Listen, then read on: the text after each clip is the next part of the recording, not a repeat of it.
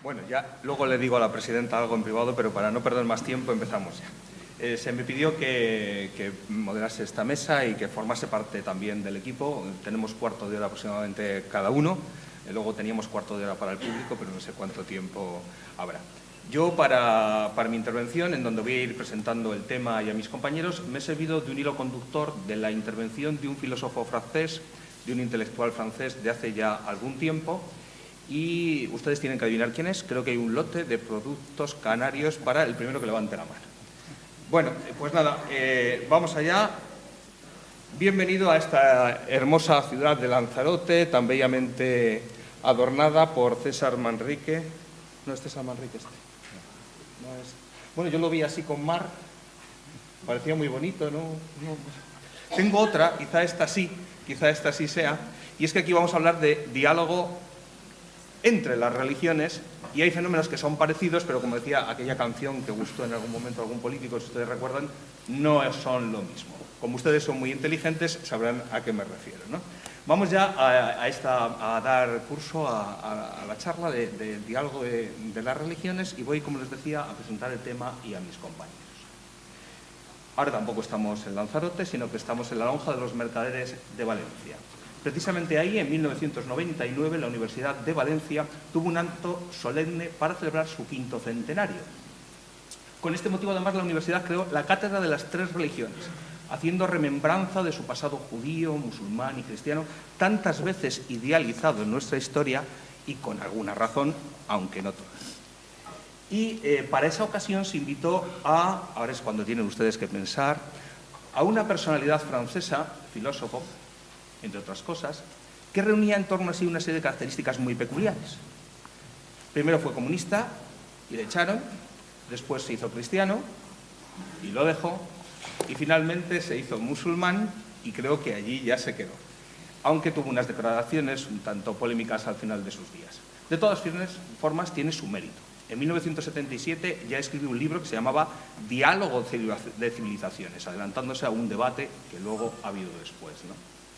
Esa es su fotografía y nadie levanta la mano, alguien de filosofía. Él sabe, porque él es filósofo, ahora se lo presentaré, los demás no.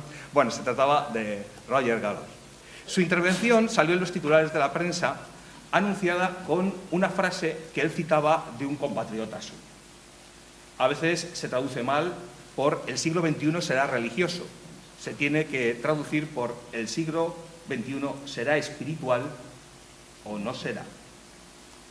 Así apareció en la prensa y yo me quedé con el titular, aunque luego leí la intervención de Roger Gallo más tarde. Claro, yo había estudiado teología, habíamos estudiado como a partir del siglo XVII cae en picado esto del influjo de la religión. En el siglo XIX ya tenemos la muerte de Dios. En el siglo XX, casi como consecución, la muerte del hombre. Y hasta la pérdida del sentido de todo esto. Y aunque me meto ya en el siglo XXI, les engaño porque es de 2003, hasta la pérdida de la verdad. O por lo menos del sentido de la verdad, tal y como se venía entendiendo y que luego tocaré. Así que yo decía, bueno, ¿y el siglo XXI va a ser en realidad el retorno de lo religioso o será el retorno del Jedi? Porque yo no sé si ustedes saben que el 4% de los británicos se confiesan de la religión caballero Jedi de la Guerra de las Galaxias. Con el gran proceso de secularización que había y que hay en España específicamente, dentro de Europa, y en ese momento yo decía, difícilmente va a ser el siglo XXI un siglo religioso. Por eso me sorprendí mucho cuando, días después de esto que ustedes conocen, del atentado del 11 de septiembre de 2001, dije, vaya, parece que lo religioso de nuevo va a marcar un poco por lo menos la actualidad. Ahora podemos decir que hasta el curso de la historia de este primer milenio, y de hecho estamos aquí hoy, en el fondo, por ella, ¿no? Es una fotografía muy interesante de todas las que busqué, porque si se fijan ustedes, el humo que sale de Liberty, de la Estatua de la Libertad, con todo el valor simbólico que tiene para Occidente, es el humo que ha dejado la ruina del World Trade Center. No sé si lo han traducido alguna vez, del centro del comercio mundial. Y efectivamente este acto, pues quizá haya cambiado hasta la economía y las consecuencias que hemos vivido en estos días, ¿no? Sabemos que la religión no es el terrorismo de unos fanáticos. Por eso les decía antes que vamos a hablar de diálogo religioso, no de otra cosa. Pero ni nuestro contexto social español, desde luego, ni el escenario mundial tampoco por todo lo que es el terrorismo en estos momentos religiosos, nos deja un campo para una comprensión inteligente y un clima sereno sobre lo que debería de ser el diálogo en la sociedad.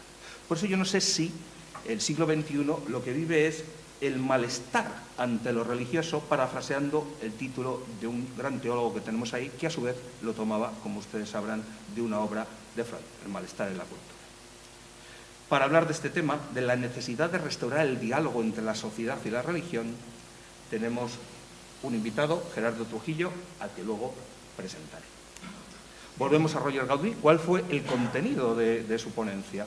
Bueno, pues él dijo lo siguiente: los creyentes y los no creyentes que tengamos fe en el sentido de la existencia, en que esto tiene sentido y hacer algo por el otro tiene sentido, tenemos que unirnos y adoptar una serie de valores espirituales, o si quieren ustedes, humanos. Él fue de alguna forma comunista hasta el final de sus días y decía: alejados del monoteísmo que impone Estados Unidos o el sistema capitalista, donde el único Dios que existe es Mamón. No sé por qué se me quedó que en griego dinero se dice así, Mamón. El dinero, no podéis servir a Dios y al dinero, decía Jesucristo. Y yo les suelo decir a mis alumnos que los únicos valores que son apreciados por la sociedad en la que vivimos son los del mercado de valores. Quizá porque la gente que maneja esos valores monetarios nos ha dejado caer donde hemos estado y donde ayer decía el exrector de la Complutense, con las consecuencias terribles para la economía de la gente más pobre, porque siempre lo pagan los mismos. Por eso Roger Gaudí decía eso: si quiero que mis nietos vivan y tengan los mismos años que yo, necesitamos un mundo que haya cambiado con unos valores que impulsar para salvar el mundo de las amenazas del siglo XXI. Amenazas que él veía como la bomba atómica, pero que podemos ver otras. El cambio climático, que será quizá la bomba atómica del siglo XXI a finales o del siglo XXII, ¿no? Porque tenemos el futuro del mundo en nuestras manos. Ahora bien, ¿es posible dialogar en el ámbito de las religiones? Bueno, se suele decir que tenemos unos elementos comunes: mito, rito, moral. Yo voy a hablar un poquito de cada uno de estos aspectos. El mundo del mito no son cuentecitos antiguos, sino que es el mundo de las razones, de las ideas, de las verdades de cada religión, ¿no? El problema es que cada religión, aunque me lo haya pasado, cada religión tiene muchas creencias distintas y a Dios no hay quien le entienda. No pretendo ser irreverente. Dios, si existe, no puede caber en mi cabecita. Y por eso quizá hay muchas formas de verlo y de interpretarlo, y tenemos muchas religiones y tenemos muchas confesiones religiosas. Y luego no habría que olvidar lo que en teología llamamos el signo de los tiempos. ¿Cómo está, si quieren ustedes, traduciendo el patio intelectual? Ese patio donde dicen que la verdad ya es de otra forma. Fíjense en esta frase del autor que les ponía antes. Es una frase muy elocuente. No decimos que estamos de acuerdo cuando hemos encontrado la verdad, sino decimos que hemos encontrado la verdad cuando nos hemos puesto de acuerdo. Bueno, el signo de los tiempos nos dice algo así como que nos olvidemos en origen de la verdad para buscar la verdad en el diálogo como meta común. De lo contrario, cada uno se quedará solo con su verdad. En el ámbito del rito, pues ni yo voy a hacer el Camino de Santiago, ni un hinduista va a hacer el Camino de Santiago, ni yo voy a participar en la fiesta de Holi, que tienen ustedes aquí, que parece muy divertida por lo demás, ¿no? Pero todos los que somos creyentes tenemos un rito, como es la oración, que podemos compartir y que debería de ser algo que nos una. Y finalmente, en el campo de la moral, les voy a recordar algo que seguramente les suene, de un teólogo suizo muy importante que se llamaba Hanskin, que dijo algo así como que no habrá paz en el mundo, ya lo decía en los años 90, cuando impulsaba la ética mundial, si en el planeta no había esa globalización que tantas veces no hablamos. Se nos olvida una ética global. Si entre los países no había paz, y para que hubiese paz entre los países era necesaria la paz entre las religiones, y las religiones dialogasen entre ellas. Y para hablar del diálogo entre las religiones, pues el Congreso ha invitado a Juan Pedro Rivero González, que lo tienen allí al fondo y que también presentaré, querido amigo. Y finalmente, Roger Gaudí era un musulmán en la Francia del siglo XX que dijo lo siguiente: el Islam necesita de una teología de la liberación, de un concilio Vaticano II. En el cristianismo hemos tenido desde casi el Renacimiento, aunque el siglo XVI fue la guerra de las religiones, el XVII y XVIII es caída en picado, el declive de lo religioso, y hemos tenido 5 siglos, 6, para asumir esa pérdida de papel. Pero otras culturas, otras zonas, otras religiones se han tenido que poner las pilas del siglo XXI de forma casi automática. La globalización ha extendido además las mismas costumbres, ha horizontalizado todo. Y Occidente exporta, es verdad, sus valores, aunque también es contaminado por ellos, ¿no? Y una parte del Islam ve o considera culpable de esa pérdida de identidad, de esas tradiciones, a esa tecnología que sus hijos ven en un smartphone, a ese ébola cultural que ellos piensan que deben de extirpar entre sus jóvenes. Pero la globalización no empezó, como consideramos, al final del siglo XX o con la era digital. De alguna forma empezó en el siglo XVI, XV, XVI, cuando por fin supimos, con Magallanes y Elcano, que partieron con 260, es una aventura preciosa, ustedes son profesores, 260 marineros experimentados y llegaron 3 años después con 17, con Elcano al frente. Entonces se dio la vuelta al mundo, pero no solo eso, sino que desde entonces Occidente inventó una cosa que ustedes llaman y que nosotros llamamos colonización, sirviéndonos de los bienes de los demás para nosotros avanzar tecnológica y culturalmente. Y muchas veces pensamos que Occidente es lo que es gracias a la cultura, la filosofía, la democracia griega, el derecho romano y, si ustedes lo permiten y quieren, los valores del judio-cristianismo. Les pongo una frase de un autor muy controvertido, que ya suscitó alguna polémica ayer. Yo no defiendo la frase ni la dejo de defender, pero me pegaba bien en el discurso. Occidente no conquistó al mundo por la superioridad de sus ideas, valores o religión, sino por la superioridad en aplicar la violencia organizada. Los occidentales suelen olvidarse de este hecho. Los no occidentales nunca lo olvidan. Dentro de poco el 25% de la humanidad será musulmana. ¿Por qué no les entendemos? ¿Por qué no nos entienden? Para hablar de ello y del diálogo Islam-Occidente, el Congreso ha invitado a Abel Román Hamid Alba, que tienen ahí, en medio, y que ahora presentaré, porque en él confluyen el diálogo Islam y Occidente, puesto que su padre, como diré, o ya lo digo ahora, es musulmán y su madre es católica. Pues sin más preámbulo ya, paso a presentarles a Gerardo Trujillo, que tengo a mi derecha. Él es licenciado en Filosofía por el Ateneo Pontificio Regina Apostolorum de Roma, máster universitario en Humanidades y Filosofía por la Universidad Francisco de Vitoria, donde fue profesor de Historia del Pensamiento y actualmente desarrolla su tesis doctoral en la UNED. Y es profesor de Historia de distintas asignaturas de Filosofía en el Centro de Estudios Teológicos de las Islas Canarias, en Tenerife. Y nos va a hablar de ese diálogo necesario entre sociedad y religión. Pues nada, cuarto de hora, yo no sé si me he pasado el número, he ido un poco de prisa. Perdonen ustedes. Marcado, on time, Irene. Cuarto de hora. Muy bien. Pues buenos días. Primero que todo, agradecer la invitación, la hospitalidad que nos han dispensado. Y bueno, aquí enfrentar este diálogo, sociedad-religión, y en este poco tiempo que tenemos, ofrecer, pues casi de una manera puntillista, unas ciertas ideas para que sirvan de base a una reflexión y a un diálogo entre nosotros. Hay una anécdota antigua que quizás ustedes conocen, que cuenta que en una ciudad pequeña había un gran casino y toda la ciudad participaba o se había acostumbrado a participar en los juegos del casino y tenían pues ese gran vicio, ¿no?, de la ludopatía. Resulta que las autoridades de la ciudad se pusieron de acuerdo, clausuraron el casino y prohibieron el juego en todas sus formas en esa pequeña ciudad. Y entonces la gente que estaba en el casino, que daba a las puertas del casino con esas puertas cerradas y el cartel de clausurado, se sentaban en la acera y cuando ven pasar los coches empiezan a apostar, ¿no?, a que el que viene tiene la matrícula par, a que no, a que viene impar, ¿no? En cierta forma, a veces al hablar de la religión,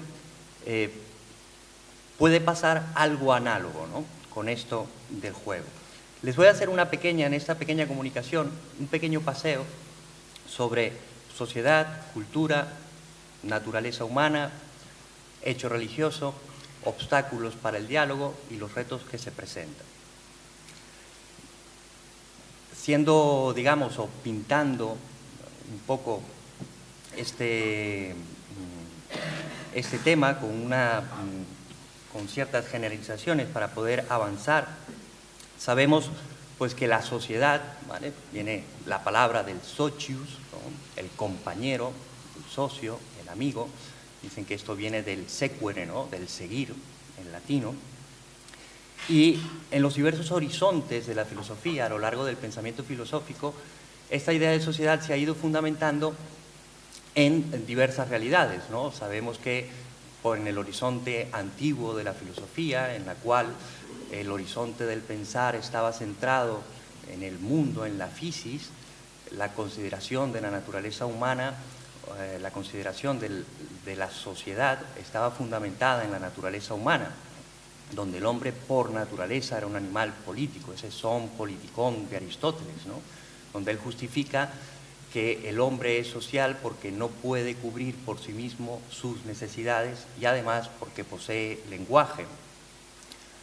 Más adelante, en ese horizonte medieval de la filosofía, donde desde el punto de vista de Dios se considera al hombre como criatura y al mundo como criatura, y al hombre como esa cima de la creación, y se tiene esa consideración del mundo jerárquica y organizada, la sociedad también tiene ese fundamento de que todos somos, de alguna manera, hijos de Dios, con una dignidad igual, y por lo tanto, hermanos. Esto cambia cuando se da el giro antropológico en la cultura, y en ese horizonte moderno de la filosofía se considera ya al hombre como un individuo, y ya no será ni la naturaleza, ni ese ser hijos de Dios lo que fundamente esa sociedad, sino será la razón, el pacto social, ¿no? La voluntad y la razón los que llevan al hombre a asociarse, ¿no? La famosa frase de Hobbes del Leviatán, que toma de Plauto, que dice, ¿no? El hombre es un lobo para el hombre, por lo tanto necesitamos un pacto, ¿no? O tan bellamente como lo dice Kant, la insociable sociabilidad del hombre nos impulsa a la necesidad de utilizar la razón para progresar y vivir en sociedad. Bien, la sociedad evidentemente va modulando su modo de vida en un marco un poco más amplio, que es el marco cultural. Se conoce o se entiende la cultura en un primer término como ese cultivo del alma, como diría Cicerón, ese Bildung que dicen los alemanes. Una consideración más amplia de la cultura implica la consideración de que la cultura será ese conjunto de ideas, creencias, formas de vida, técnicas, que el hombre crea con su libertad. Todo el producto de la libertad humana crea, por así decir, cultura, y ahí encontramos esos elementos que están presentes en la cultura, un elemento epistémico, teórico, en el cual tenemos ese conjunto de ideas y creencias que nos explican la realidad, esas ideas sobre Dios, el hombre, el mundo, ideas que son solidarias entre sí. Está el elemento práctico, ese modo de vida, ese modo de entender la ética. Está también el elemento poético o técnico, el hacer. Y esos elementos configuran y modulan, de alguna manera interrelacionándose, los diversos perfiles de las culturas y las modulaciones culturales a lo largo de la historia. Todo esto, la sociedad, la cultura, nos lleva al hombre y nos lleva al modo de ser del hombre. La filosofía clásica llama a ese modo de ser del hombre naturaleza, un término que en la filosofía contemporánea no es del todo aceptado y se prefieren sustitutos como condición humana u otro tipo de sustitutos, pero podemos utilizar el término naturaleza entendiéndolo así, el modo de ser del hombre que implica el principio de sus operaciones. La naturaleza humana, allí el hombre vemos que es un ser social, vemos también que es un ser cultural. El hombre no posee un nicho biológico en el cual anidarse. El hombre debe construir su mundo, por eso el hombre hace cultura. Bromeábamos antes y les bromeaba yo y les contaba algunos ciclos funcionales de algunas especies a los compañeros de mesa y es muy curioso. Por ejemplo, si nosotros conocemos el ciclo funcional de la garrapata, es un ciclo funcional apasionante, ¿no? Bien, la garrapata cuando ya está desarrollada posee un sentido lumínico. Ese sentido lumínico no implica que ve la luz, pero la siente de alguna manera, y ese sentido lumínico le permite a ella subir a una rama. Cuando ella ya está en lo alto de la rama, pierde esa sensación lumínica y solo tiene una pequeña sensación odorífera.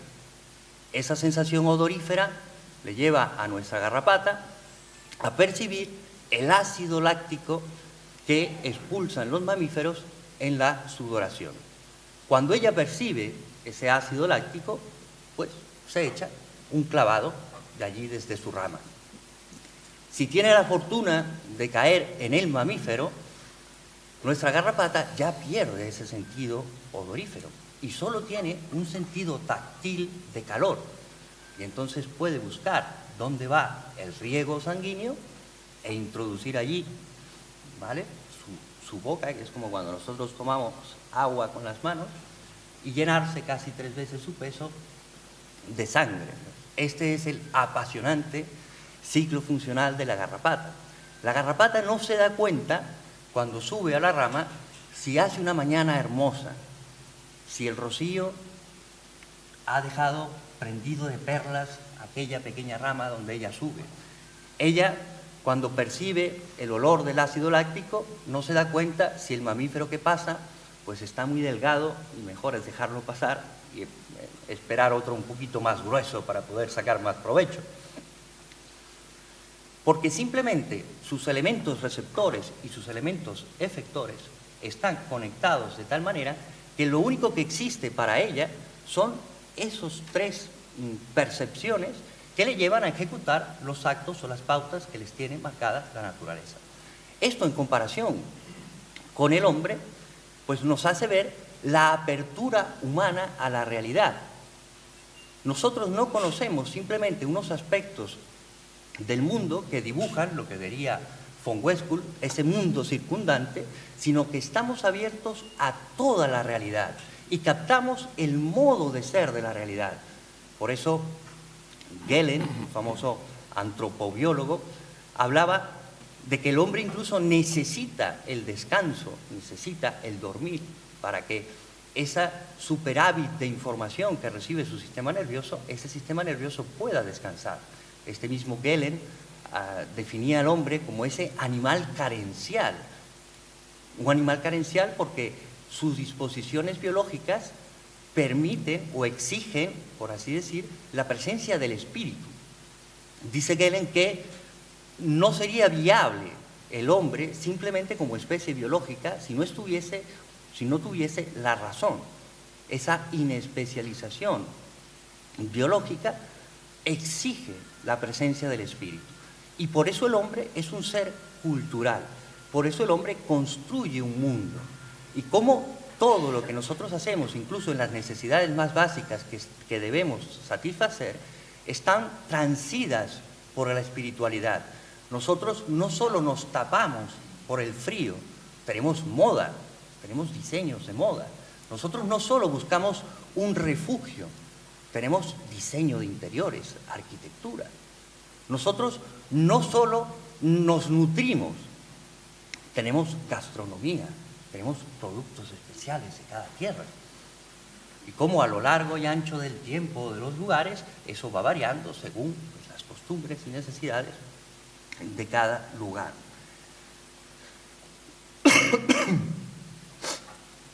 Esta apertura fundamenta esa dimensión religiosa del hombre.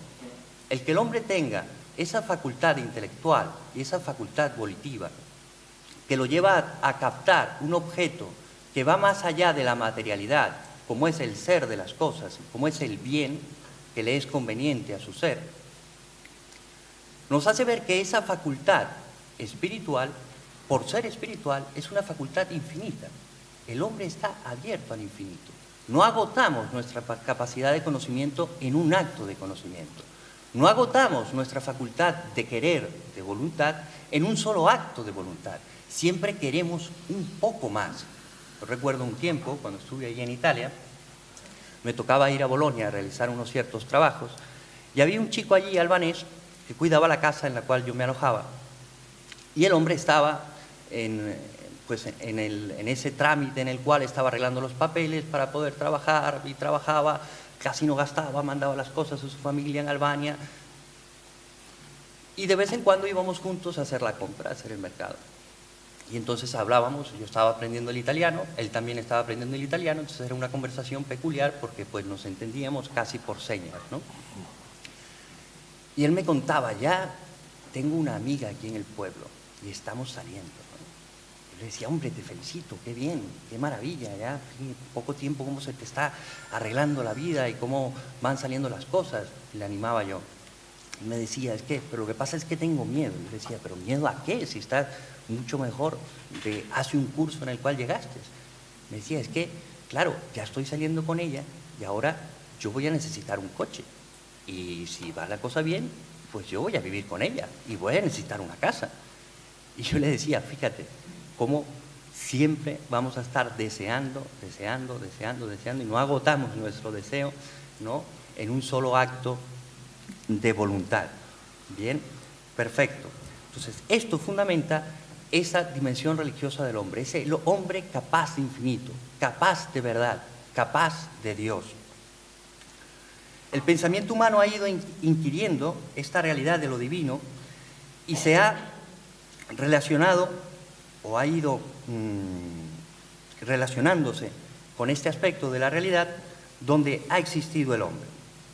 Pero la religión, esa dimensión religiosa del hombre, tiene esa dimensión epistémica, esos dogmas, esos mitos, tiene también esa dimensión práctica, esa propuesta ética, tiene también esa dimensión poética, el culto que se realiza, y el hombre siempre responde a esta pregunta, siempre responde a esta dimensión religiosa, aunque sea de una forma atea o de una forma agnóstica, está respondiendo a esa dimensión religiosa presente en su naturaleza. ¿Qué dificultades vemos para el diálogo? Que se pueden dar visiones reductivas de este hecho religioso. Se puede reducir el elemento religioso, la dimensión religiosa, a un mero elemento psicológico en el hombre. Se puede reducir el hecho religioso a un mero determinismo cultural. Vemos cómo esas reducciones se han dado a lo largo de la historia y vemos que el hombre no está determinado ni por su psicología ni por su cultura, porque es capaz de trascenderlas, incluso de hacer un concepto de ellas, incluso de juzgarlas. Hoy, en un ambiente fragmentario, posmoderno, donde hay una gran desconfianza de la verdad, donde hemos renunciado a los grandes relatos, o donde parece incluso que solo la verdad se anida en la ciencia empírica, hace que veamos el hecho religioso simplemente dentro de una esfera de lo irracional. Leonardo Polo comenta que en esas etapas de la filosofía se dio hasta el racionalismo y el idealismo una hipertrofia de la razón. Luego, en la respuesta a ese gran idealismo o la respuesta hegeliana, se dio una hipertrofia de la voluntad. Y él dice que en nuestros tiempos estamos en una suerte de hipertrofia de la afectividad, del sentimiento, ¿no? Milan Kundera, en uno de sus libros, dice, yo pienso, luego existo. Dice, esa frase es la frase de un racionalista que nunca le ha dolido una muela. Dice, yo siento, luego existo, ¿no? Como si el sentimiento fuese lo más original del hombre.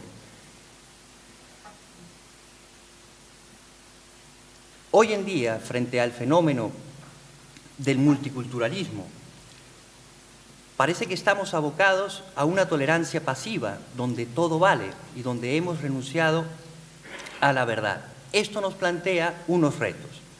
Primero, ampliar nuestros horizontes de racionalidad, ver cómo en esa búsqueda común del hombre, de esa dimensión religiosa, hay elementos comunes, hay elementos universales. Eso debe marcar una actitud de apertura y debemos tomar estos aspectos que nos unen en nuestra búsqueda para saber que el diálogo y la relación entre la sociedad y las religiones es un facendum, es algo que se debe hacer, es un camino a recorrer.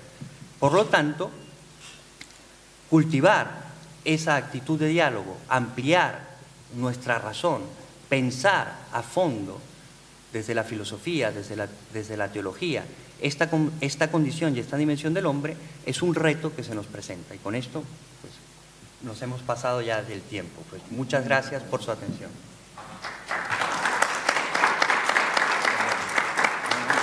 Ahora iba a intervenir. Perdona. Interviene ahora, como les decía, hablando del diálogo entre las religiones, Juan Pedro Rivero González, que es licenciado en Teología por la Universidad de Burgos, máster interuniversitario en Bioética por la Universidad de La Laguna, licenciado en Historia de la Iglesia y doctor en Historia en Teología por la Universidad Pontificia de Comillas. Es profesor y ha sido director del Instituto Superior de Teología de las Islas Canarias. Actualmente es delegado de Pastoral Universitaria de la Diócesis de Tenerife y es rector del Seminario Diocesano de Tenerife, lo cual no me extraña porque yo, cuando te conocí, aunque nunca te lo dije, hace 20 años, siempre dije que era un cura como Dios manda, ¿no? Quien lo conozca estará de acuerdo. Le traemos aquí porque además durante 12 años fue delegado de Ecumenismo y Relaciones Interreligiosas de la Diócesis de Tenerife, y algo de todo esto podrá contarnos. Pues ya sabes que tienes como mucho 15 minutos. Exacto. Gracias. Agradezco la invitación al comité organizador de este cuarto encuentro sobre el diálogo y sobre todo sobre el talento, sobre todo por haber elegido el tema del diálogo como referente en este encuentro, en esta jornada.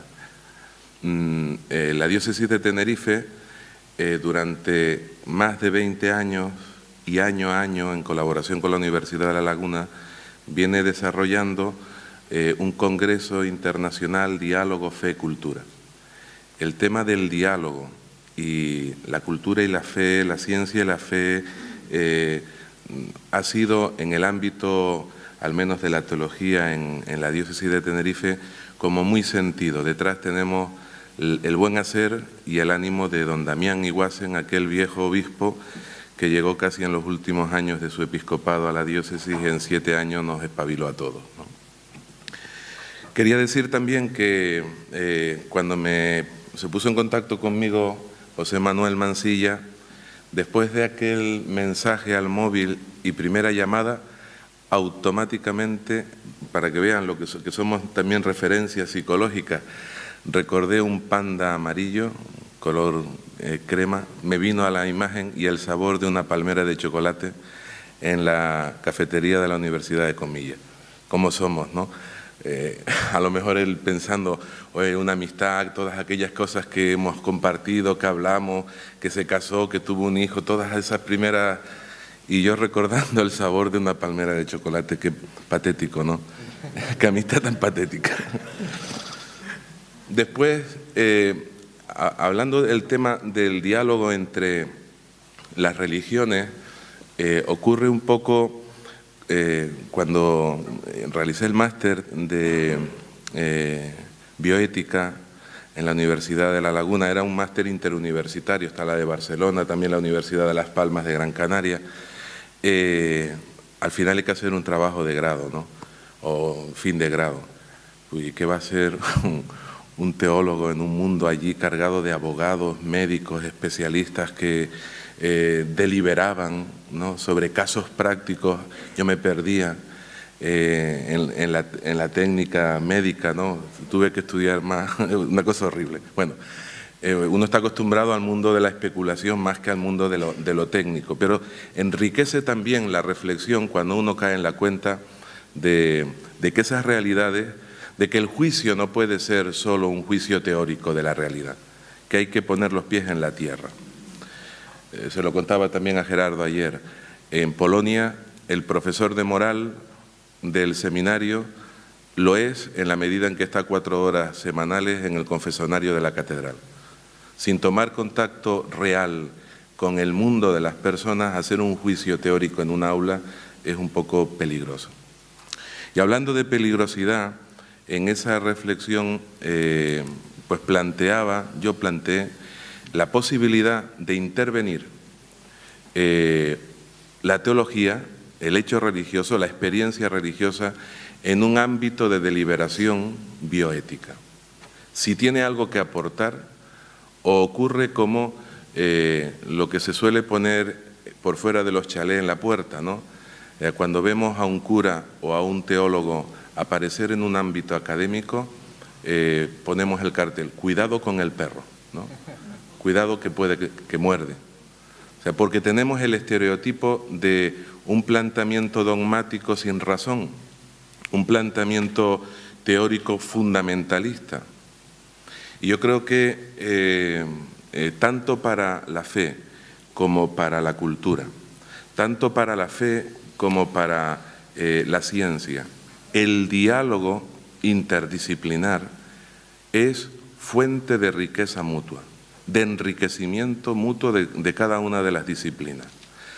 Una fe que no piensa no es religión sana, es peligrosa, es fanatismo. El problema no está en la fe, el problema está en cómo se vive la fe. Una fe sin pensamiento no es humana, porque todo acto humano ha de ser consciente, voluntario y libre. Y si es consciente, piensa. Y si es libre, respeta los derechos de los demás. O sea, ese marco genérico en el que se debe dar el diálogo, también se debe dar en el ámbito de la interdisciplinariedad, que admite la posibilidad de incorporar la reflexión vertical, la apertura a la trascendencia, al horizonte deliberativo del pensamiento compartido, de la interdisciplinariedad enriquecedora. Ese, al menos, es el marco en el que a mí me gustaría moverme siempre. El diálogo entre las religiones se da como camino. El diálogo es el camino, ¿no? Siempre. Y esa frase está en un documento que después comentaré con ustedes, de Pablo VI, un año después de la clausura del Concilio Vaticano II, Ecclesiam Suam. El diálogo es el camino. Él decía, el camino es el diálogo. En la tradición judeocristiana, porque siempre este planteamiento del diálogo con las religiones, claro, yo no puedo hablar en nombre de un musulmán, porque mi experiencia religiosa y mi reflexión al respecto es cristiana y es católica en concreto. Pero sí me puedo hacer cargo de ese río tradicional judeocristiano que toca también el corazón del Islam, esa gran tradición hoy concretada en el occidente espiritual, ¿no? En ese río el diálogo ha entrado como experiencia central de la revelación. Dios tiene una palabra y la ha comunicado. Logos, su logo ha llegado hasta nosotros. Hay diálogo entre Dios y la humanidad. Y la religión, que es esa religación de lo humano y lo trascendente, de lo humano y lo divino, puede establecerse en un puente dialógico, de comunicación, de mensaje y respuesta. Y en esa tradición, lo contrario al diálogo es diabólico. En la tradición del Antiguo y del Nuevo Testamento, pues Babel, Pentecostés son referentes tipo contrapuestos. En Babel una sola lengua, orgullosa de su condición, se eleva hasta la pérdida del sentido de lo posible. Pentecostés, donde distintas lenguas son capaces de entenderse y de entender una misma palabra. Por tanto, la paz necesita el diálogo como presupuesto y la justicia como causa. Eso lo debemos tener en el marco fundamental. Y si por algún motivo las distintas experiencias religiosas tienen que sentarse a dialogar, siempre será por ese motivo de reconocimiento de la necesidad de una paz que sea presupuesto o que sea presupuestada por una justicia y un diálogo coherente. Cuando hablamos de diálogo, de comunión, no podemos identificar esa experiencia de comunión con una unidad uniforme, porque el ser humano es plural, somos distintos, aunque hayamos sido hijos de los mismos padres. Entonces, el objetivo, el camino del diálogo acaba en la comunión, no en la uniformidad monolítica, totalitaria, sino en la comunión. Entre cristianos no unidos, la relación es ecuménica. Entre religiones, la relación es dialógica.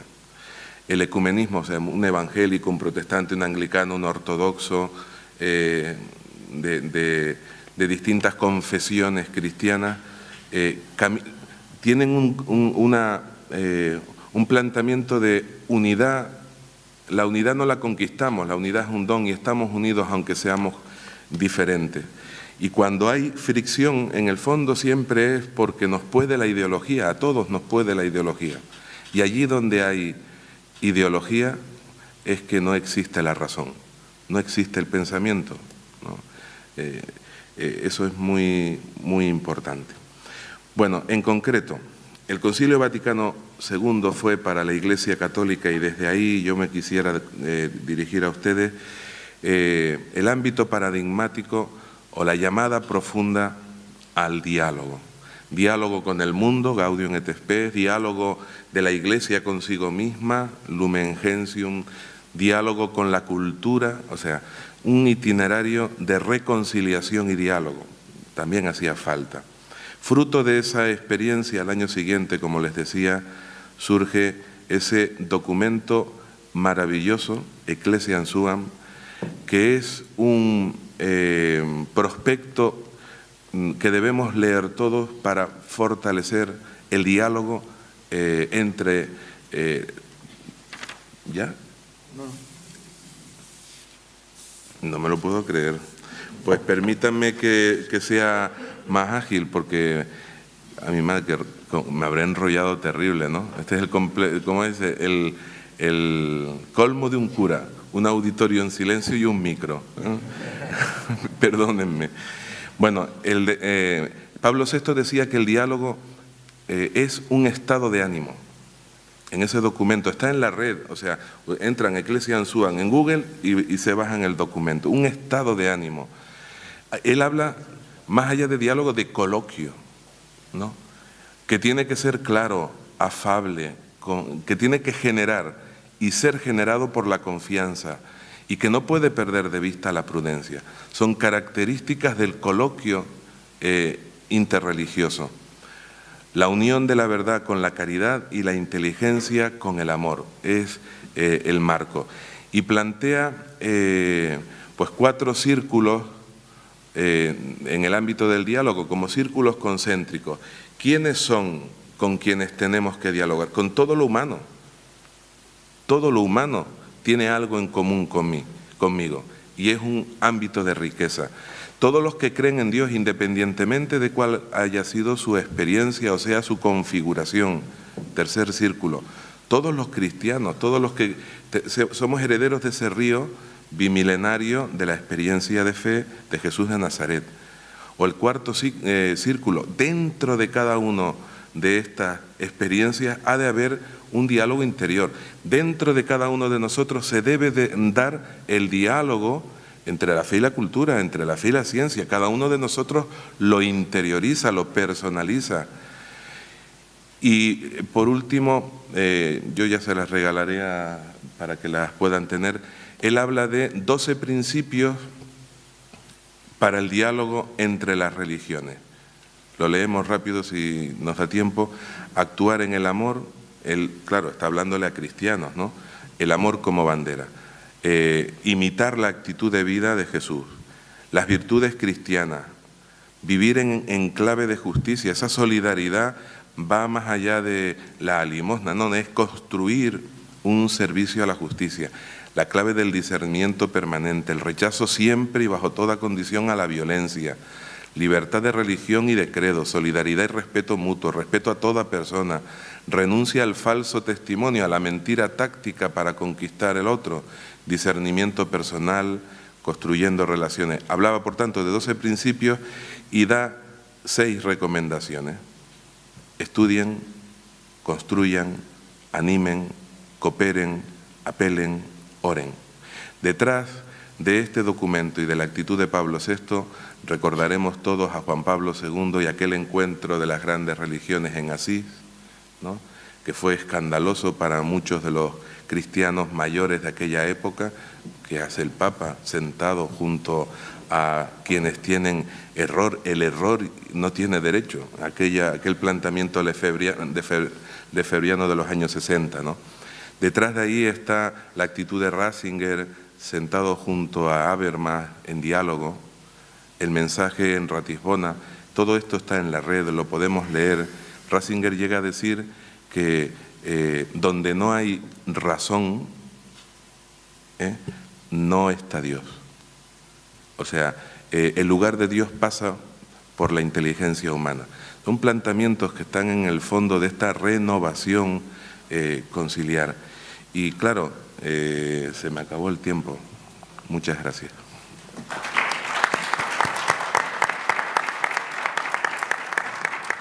La última persona, de la que ya les adelantaba antes alguna característica peculiar, y que es el motivo del que se le ha invitado aquí precisamente, aunque tiene muchos otros méritos. Abel Román Jazmín Alba tiene estudios en Ciencias Humanitarias en el Instituto Henri Dunant de Ginebra y es experto en organizaciones empresariales y sociales. Tiene un amplio currículum del que he seleccionado solo algunas cosas. Presidente del Instituto Canario de Ciencias Humanitarias, coordina diferentes asociaciones sociales en las islas. Ha sido miembro del Comité Internacional de la Cruz Roja y de la Liga de Naciones de la Cruz Roja Internacional. Y como les decía antes, en sí mismo encarna el diálogo. No, perdón, se equivocaba. No. Pues dilo. No, estudié con... Mis profesores eran miembros de los comités internacionales y de la Liga Social de la Cruz Roja. Son cargos muy importantes, pero no llego a eso. Eran los profesores. Sí. Lo siento. Pues nada, como les decía, encarna en sí mismo el diálogo entre Islam y cristianismo, puesto que su padre es musulmán y su madre católica. Bien, buenos días y muchas gracias por haberme invitado a este congreso. Y en primer lugar quiero manifestar que ante tanto teólogo cristiano importante me siento como el diablo de la mesa. Bien, ¿cuál va a ser el índice de esta exposición desde mi punto de vista del problema que hay actualmente interreligioso entre el mundo musulmán, el mundo cristiano y el mundo musulmán contra todas las religiones? Para darle un índice de lo cual va a ser esta pequeña exposición en 15 minutos, voy a exponer cuál es la motivación de dar esta charla, cómo ha influido vivir en una familia en la cual mi padre era musulmán y mi madre una católica de misa diaria y 2 o 3 rosarios al día. ¿Cuál es mi experiencia desde el Instituto Canario de Ciencias Humanitarias, que es un instituto que se dedica a educar en valores de una perspectiva humana, psicológica y científica, que hemos organizado ya congresos en el cual el primero que hicimos fue la educación en valores en las grandes religiones, y en la cual vinieron expertos de todas las religiones, inclusive el Dalai Lama mandó un documento de colaboración, y ahora estamos preparando el Parlamento Mundial de las Religiones. Vamos a explicar cuál es la causa del fanatismo musulmán, y vamos a explicar también el origen y las explicaciones del conflicto que hay en Oriente Medio desde nuestra experiencia familiar. Mi padre era palestino, nació a 13 kilómetros de Jerusalén, en Benjanina. Mi abuelo era un político, era alcalde de esa ciudad, y tengo familiares militares, unos vivos y otros muertos, y creo que siempre cuando oímos, los que estamos muy cerca y vivimos muy cerca de este tema, y vemos las opiniones, cómo se informa, echamos en falta, y sobre todo vemos cómo se manipula este conflicto, hincapié en lo que es un diálogo inteligente. Porque hay diálogos y hay que hacer un protocolo y hacer un análisis de cómo se debe hacer un diálogo inteligente y cuál es la contraposición que es a un diálogo inteligente, que es la discusión. Cuando se discute ya no se está dialogando inteligente, y con la cual son temas que a la gente que tiene un mínimo de interés en hacer las cosas positivas no nos interesa. ¿Y cuál es la premisa para hacer un diálogo inteligente? Le voy a poner un ejemplo más vivo y más cercano a todos nosotros. En el amor, ahora se está hablando de lo que es el amor emocional y el amor inteligente. El amor emocional es el que conocemos comúnmente, en el cual amamos a la persona, yo te quiero, te hago sufrir, y si me dejas te mato.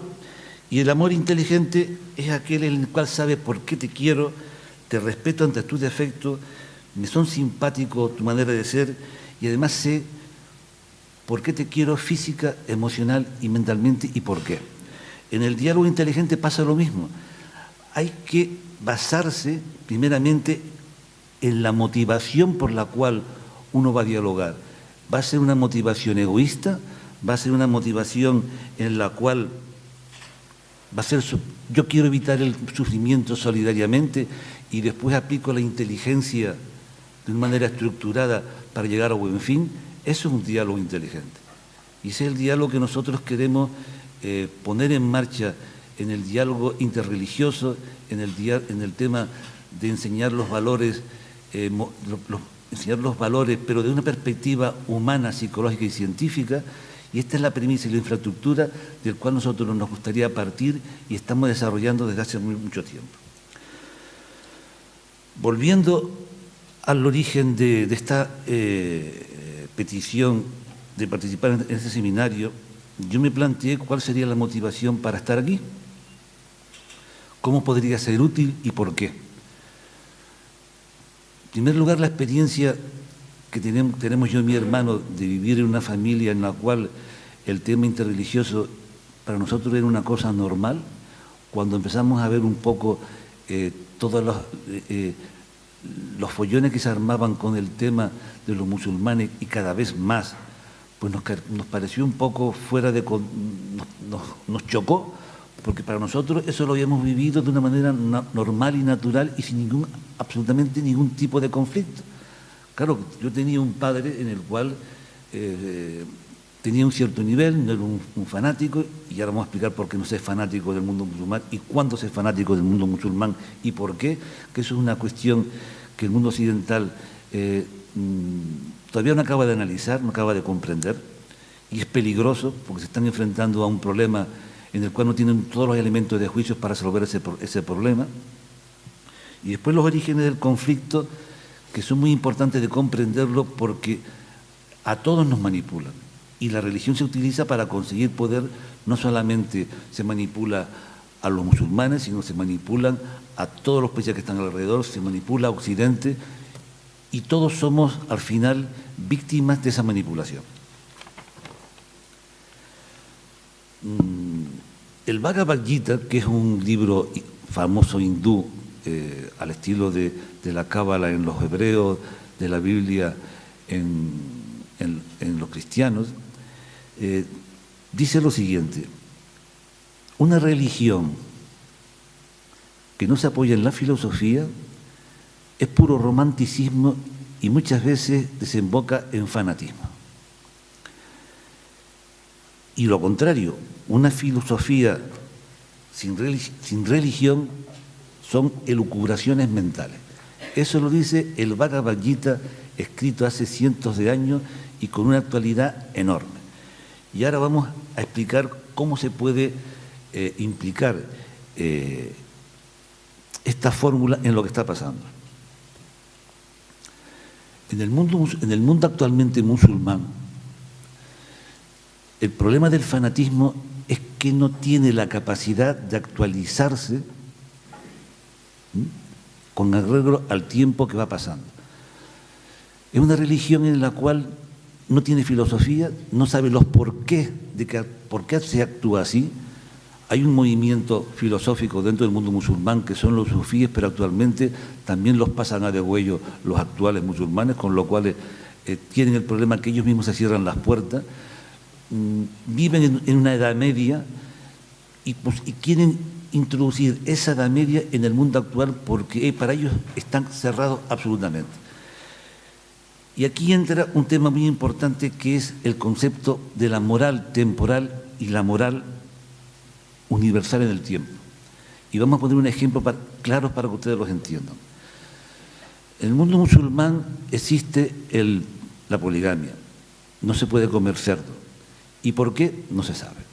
Para ello, la poligamia existe, punto y final, y hay que comer cerdo porque es un producto envenenado, punto y final. Si investigamos el por qué existe la poligamia y por qué no se come el cerdo en Oriente Medio, o la vaca es sagrada y no se puede matar, o no se puede comer carne en Cuaresma en el mundo occidental, la explicación que son medidas profilácticas sanitarias que en una época en que la gente eso no lo entendía, para que tuviese una motivación la gente y la pudiera seguir, había que sacralizar esas medidas. Eso es cuando se aplica la filosofía a la religión. Y cuando no se aplica es un fanatismo, es como poner dos orejeras a un burro al lado de los ojos y no tiene ninguna consideración, y sobre todo cuando se ve presionado por un mundo occidental con unas informaciones terribles que le están atacando y desmoralizando, desvirtuando y quitándole la seguridad en lo que cree de una manera fanática, cunde el pánico y aparece la agresividad extrema que estamos viviendo actualmente. Ocurre también nosotros, en el Instituto Canario de Ciencias Humanitarias, cuando empezamos a educar en valores, poníamos un ejemplo de qué es lo que tendríamos que hacer para que en una clase con 40 niños, con 30 nacionalidades y media docena de religiones, por ejemplo, se explicase el matrimonio sin ofender a nadie. Entonces imagínense que hay occidentales, monoteísmo, que hay musulmanes, politeísmo, y que hay tibetanos en que lo moral es que una mujer se case con el hombre que ama y con todos sus hermanos. ¿Cómo va a decir el profesor de una manera en la cual no ofenda a nadie y sea positivo lo que dice? Va a decir que el que actúa en la poligamia es un indecente, y no digamos si es endogámico, y que solamente la monogamia es lo decente y lo sensato. Pues si actuamos con la moral universal en el tiempo, tenemos que respetar lo siguiente: no nos vamos a meter en el tema social de si es polígamo, monógamo o endogámico. Tenemos que entrar en la moral universal, que significa que es que en un matrimonio da igual cómo esté estructurado social y culturalmente, hay que tener respeto el uno por el otro, hay que ser solidario, hay que tener sentido del deber, hay que cumplir con sus obligaciones familiares. Esa es la moral universal, que es intemporal y se puede practicar en cualquier religión, en cualquier tradición y en cualquier cultura. Esa es aplicar la filosofía a la religión. Y cuando no se aplica, ocurren estos conflictos actuales. Después hay otro tema muy importante, que es lo que es la explicación histórica de por qué pasa el conflicto actual en el mundo musulmán y en Oriente Medio, y que tiene una implicación ahora mismo a nivel mundial. Lo primero es que hasta que no comprendan tanto árabes y judíos, tanto musulmanes como otro tipo de religión, de que el odio no es un instrumento positivo para dialogar, no hay nada que hacer. Y así se lo digo yo a mis amigos judíos, a mis amigos fanáticos árabes, hasta que no olvidemos el tema del odio, da igual cuántas veces nos reunamos, porque siempre habrá una motivación negativa que pudre todo lo que se hace. Ya para acabar, en este conflicto que está afectando a todo el mundo, porque cada vez el tema se está volviendo mucho más peligroso, porque se está exportando como medida de presión este fanatismo y este Estado militar. Todo empezó cuando los ingleses, con la ley Balfour, hablaron con los judíos y buscaron un territorio para que los judíos se instalaran en un territorio. Los ingleses y los judíos hablaron con el padre del rey Hussein, el Abdalá, y llegaron a un acuerdo. O sea, lo que es Cisjordania, lo que es ahora Palestina, Cisjordania es el lugar de donde mi padre procede, que es la parte actual de Palestina, pues el rey Abdalá cedió los terrenos con ciertas condiciones económicas y todo estaba absolutamente apalabrado y estaba absolutamente organizado. Pero ¿qué ocurrió? Que en ese momento aparece el movimiento comunista en Europa, organizado por los judíos. E Inglaterra, en venganza a lo que estaba haciendo los judíos con el movimiento comunista, se echa para atrás en lo que había prometido tanto a judíos como a los jordanos. ¿Y qué es lo que hace? No se da para atrás de una manera clara, sino coge a grupos musulmanes, coge a grupos judíos, les promueve actos terroristas de un lugar y de otro, se prende la mecha y es como una bola de nieve que cada vez ha crecido más a lo largo del tiempo, y ahora mismo para pararlo se va a necesitar un gran esfuerzo internacional y moral de la humanidad para parar este conflicto. Después tenemos otro tema importante y es que Oriente Medio es una zona en la cual compite con movimientos políticos y financieros con el resto del mundo. Ustedes imagínense al capital humano de los árabes con el capital de materias primas que tiene unido al capital financiero y de organización de los judíos. No interesa. Y entonces constantemente están prendiendo mechas locales en un lugar y en otro para que esa zona esté absolutamente desequilibrada. Y después utilizan la religión, utilizan a estos fanáticos para utilizarlos para seguir desestabilizando toda la región y el mundo si no le paramos el tema. Entonces, en resumen, el problema actual del conflicto con las religiones y el fanatismo de las religiones es porque no están controladas por una filosofía en la cual explique el por qué se cree en cada religión. Y después, en contraposición, una filosofía sin religión en la cual se quedan en elucubraciones mentales en las cuales no convencen a la gente que tienen unos sentimientos espirituales porque no tienen sentido.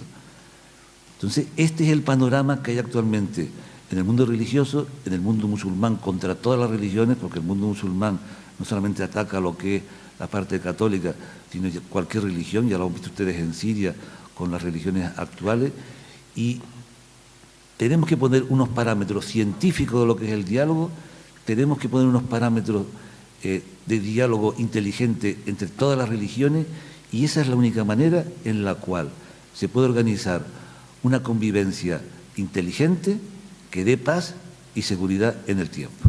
Gracias.